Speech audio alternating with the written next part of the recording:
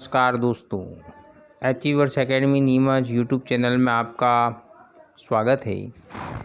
देखिए, बाल विकास एवं शिक्षा शास्त्र में आज की कड़ी में बाल्यावस्था में विकास के अंतर्गत शारीरिक, सामाजिक और सांवेगिक विकास पढ़ेंगे हम। अर्थात बाल्यावस्था में बालक का शारीरिक विकास, सामाजिक विकास एवं सांवेगिक विकास के ऊपर प्रमुखता से हम देखेंगे। मित्रों, बहुत ही इम्पोर्टेंट है, कई सवाल इनसे परीक्षाओं के अंदर पूछे गए हैं। तो सबसे पहले हम आते हैं, ये जो बाल्यावस्था की अवस्था है, बालक की 6 से 12 वर्ष तक की अवस्था को बाल्यावस्था कहा गया है। बाल्यावस्था जन्म के बाद मानव विकास की दूसरी अवस्था होती है। शैशवावस्था के बाद किसका नंबर आता है दोस्तों? बाल्यावस्था का। ठीक है, यह अवस्था बालक की आदतों, व्यवहार, रुचि एवं इच्छाओं के आकार का निर्धारण काल होता है। देखिए, कॉल एंड ब्रूस ने कहा है बाल्यावस्था को जीवन का अनोखा काल कहा है। मनोवैज्ञानिक कॉल एंड ब्रूस ने क्या कहा? बाल्यावस्था को जीवन का अनोखा काल, क्योंकि छठे वर्ष में क्या होता है, बालक का स्वभाव उग्र होता है, जबकि 7वें वर्ष में बालक का जो स्वभाव है वो उदासीन एवं अकेलेपन के गुण आ जाते हैं, जबकि 9वें वर्ष में समूह भावना की प्रबलता हो जाती है। और इसके बाद के वर्षों में बालक का रोमांचकारी कार्यों की ओर झुकाव हो जाता है, बहुत तेज साइकिल चलाता है, छत के ऊपर चढ़ जाता है, ऊंचाई से नीचे कूदने लग जाता है। तो ये क्या सारे रोमांचक कार्य होता है। देखिए, इसी अवस्था में क्या होता है, बालक का व्यक्तिगत तथा सामाजिक व्यवहार करना सीखना प्रारंभ कर देता है, और उसकी औपचारिक शिक्षा का प्रारंभ भी इसी अवस्था में होता है दोस्तों।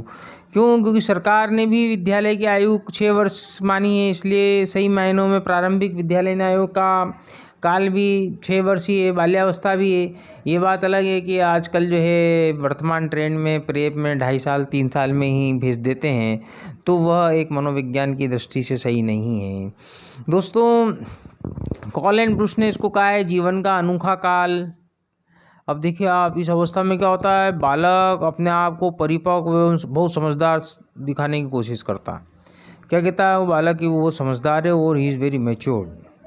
तो इसलिए इस काल को मिथ्या परिपक्वता का काल कहा है। मिथ्या परिपक्वता का काल या छंदम काल किसने कहा है? कॉल रॉस ने।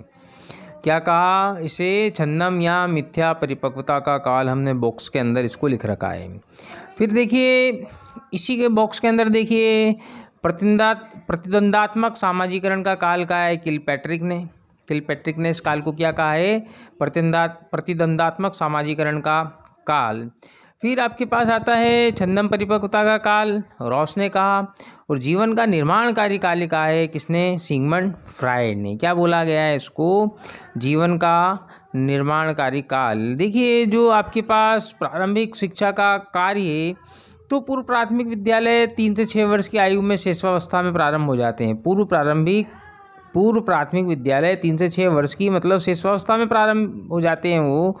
और ये प्राथमिक विद्यालय की आयु क्या है आपका? 6 से 11 या 12 वर्ष होती है, अर्थात बाल्यावस्था में। तो प्राथमिक शिक्षा का काल बाल्यावस्था काल है। ठीक है। देखिए बच्चों, जब हम बाल्यावस्था की विशेषताओं की बात करते हैं, तो नंबर 1 की वैचारिक अवस्था का काल होता है। नंबर 2 शिक्षा की दृष्टि से बहुत महत्वपूर्ण काल है। यथार्थवादी दृष्टिकोण होता है इसमें। देखिए, यहाँ पर एक और चीज़ आती है जो समलिंगी मित्रता और समूह भावना होती है। दोस्त, लड़का लड़के से बहुत अच्छी दोस्ती रखता है और लड़कियों से नहीं रखता, लड़कियां लड़कियों से रखती हैं, दोस्तों से नहीं रखती। वो फ्रेंडशिप की सामूहिक भावना, ग्रुप स्पिरिट बहुत होती है। नंबर 2 जो है अर्थभेद, लिंग भेद, जाति भेद की भावना बहुत रहती है इस वाली अवस्था के अंदर। फिर आता है आपके पास ये खेल की आयु होती है। नंबर 2 क्या है? ये खेल की आयु गेम एज और गैंग एज की आयु होती है। जो बच्चा जो होता है वो समूह, दल या टोली के अंदर घूमना पसंद करता है। 4-5 दोस्त मिल जाएंगे, घूमते रहेंगे इधर उधर। तो कौन सी एज है? ये गैंग एज। काफ़ी पूछा गया है प्रश्न में। प्रारंभिक विद्यालय की आयु है यहाँ पर। यह जो उत्तर बाल्यावस्था होता है वो सारस अवस्था कहलाती है। अब हम आपसे चाहेंगे कि हमने पिछले लेक्चर के अंदर उत्तर बाल्यावस्था की बात भी की थी, क्या एज है? तो कृपया कमेंट बॉक्स में बताएं कि उत्तर अवस्था की एज क्या है। फिर देखिए, स्मार्ट एज भी कहलाती है उत्तर बाल्यावस्था, चुस्ती की आयु, स्मार्ट एज। भाषा विकास इस काल में क्या होता है, तीव्रता से होता है। भाषा विकास तीव्रता से होता है। देखिए बट साहब ने बोला था इस एज में बिना काम के ही बच्चा घूमता रहता है इधर उधर, बढ़ता रहता है इधर उधर, कभी इधर कभी उधर। काल ब्रूस साहब ने कहा इस काल के अंदर रुचियों के अंदर क्या होने लग जाता है, रुचियों में परिवर्तन होने लगता है मित्रों। फिर कैरन हानी साहब ने कहा था यह मूल दुश्चिंता की अवस्था है, भाषा विकास की तीव्र अवस्था होती है, बिना काम इधर उधर घूमता है। इस एज के अंदर बाल्यावस्था में बहिर्मुखी स्वभाव पाया जाता है, संग्रहण करने की प्रवृत्ति होती है, संचय करने की प्रवृत्ति होती है। कुछ भी चीज़ हो जाए, जैसे इस एज में बच्चे कंचे खेलते थे तो अलग अलग प्रकार के कंचों का क्या करते हैं, वो संचय करने लग जाते हैं। देखिए रचनात्मक कार्यों के अंदर भी बच्चा प्रवृत्त पाया जाता है, रचनात्मक क्रिएटिविटी के उसके अंदर गुण होते हैं, सृजनशीलता के गुण पाए जाते हैं ये बाल्यावस्था में। ये नए कौशल की क्षमताओं का विकास भी होता है इसमें। और ये वृद्धि का स्वर्णिम काल है, उत्तर बाल्यावस्था वृद्धि का स्वर्णिम काल होता है, रुचियों परिवर्तनों का काल होता है। देखिए क्रो एंड क्रो ने बोला था बालक जब 6 वर्ष का हो जाता है तो उसकी मानसिक योग्यताओं का लगभग पूर्ण विकास हो जाता है। 6 वर्ष की आयु में बालक की मानसिक योग्यताओं का लगभग पूर्ण विकास हो जाता है। ध्यान रखना, काफ़ी इम्पोर्टेंट प्रश्न है। किसने कहा था, क्रो एंड क्रो ने कहा था। पिछले लेक्चर्स के अंदर भी हमने इस प्रश्न को बताया है। स्ट्रेंग के अनुसार कहा गया है कि शायद ही ऐसा कोई खेल हो जिसे 10 वर्ष के बालक न खेलते हों। प्रत्येक खेल खेल लेते हैं 10 वर्ष की आयु में, कबड्डी, फुटबॉल, हॉकी, क्रिकेट, कंचे, पकड़म पाटी, सब खेल खेल लेते हैं जो उस क्षेत्र के अंदर खेले जाते हैं। देखिए मित्रों, अब बाल्यावस्था के शारीरिक विकास की बात कर ली जाए तो सबसे पहले बात होती है इसके अंदर वजन की। तो उत्तर बाल्यावस्था में बालक का वजन 36 किलो से 43 किलो के बीच हो जाता है। और सबसे बड़ी बात क्या है, उत्तर बाल्यावस्था में बालिकाओं का भार बालकों की तुलना में अधिक होता है। बच्चियों का, लड़कियों का वजन लड़कों की तुलना में अधिक होता है। लंबाई के अंदर भी बात की जाए तो इस काल में बालिकाओं की लंबाई बालकों से अधिक बढ़ती है। लंबाई की बात की जाए तो बाल्यावस्था में 2 से 3 इंच तक की लंबाई बढ़ती है, 2 से 3 इंच तक की लंबाई ही बढ़ती है। और लड़कियों की लंबाई लड़कों से अधिक बढ़ती है। और बाल्यावस्था के अंत में लंबाई 106 सेंटीमीटर या 42 इंच हो जाती है। और इस अवस्था में भार की तुलना में लंबाई कम बढ़ती है, भार ज़्यादा बढ़ता है लेकिन लंबाई कम बढ़ती है, बालिकाओं की लंबाई अधिक बढ़ती है। सिर एवं मस्तिष्क की बात की जाए, हेड एंड ब्रेन्स की, तो बालक का मस्तिष्क का विकास 5 से 6 वर्ष तक ही 90% हो जाता है। 5 से 6 वर्ष की आयु तक मस्तिष्क का विकास जो है 90% हो जाता है दोस्तों। 10 वर्ष की आयु में 95% हो जाता है। 10 वर्ष की आयु तक बालक के मस्तिष्क का विकास 95% तक हो जाता है। और 12 वर्ष की आयु तक जो है मस्तिष्क का भार 1260 ग्राम हो जाता है, 1260 ग्राम्स। हड्डियों की बात की जाए तो जो पूर्व काल की तुलना में, शेषवावस्था की तुलना में यहाँ हड्डियाँ अधिक मजबूत हो जाती हैं और अधिक मजबूत हो जाती हैं। फिर दांतों की बात आती है दोस्तों, तो 5 से 6 वर्ष की अवस्था में जो दूध के दांत होते हैं, मिल्की टीथ जो होते हैं, वो गिरने लग जाते हैं और उनके स्थान पे स्थायी दांत आना प्रारंभ हो जाते हैं। जो 8 वर्ष के अंदर 12 दांत हो जाते हैं दोस्तों, 12 स्थायी दांत आ जाते हैं 8 वर्ष की अवस्था तक। 10 वर्ष की अवस्था तक 15 दांत आ जाते हैं, 15 स्थायी दांत। 12 वर्ष की अवस्था तक 25 स्थायी दांत आ जाते हैं। और 12 से 13 वर्ष की अवस्था तक दोस्तों 27 से 28 स्थायी दांत आ जाते हैं। इस काल में बच्चों को अच्छी तरह ब्रश कराना चाहिए, मीठा कम खिलाना चाहिए, चॉकलेट बहुत कम खिलाना चाहिए और उनको प्रोटीन की चीज़, दूध या दूध से बनी वस्तुएं ज़्यादा खिलानी चाहिए ताकि उनके दांत मजबूती से आएँ, हड्डियाँ मजबूत हों और अच्छी तरह से उनके अंदर शारीरिक ग्रोथ हो।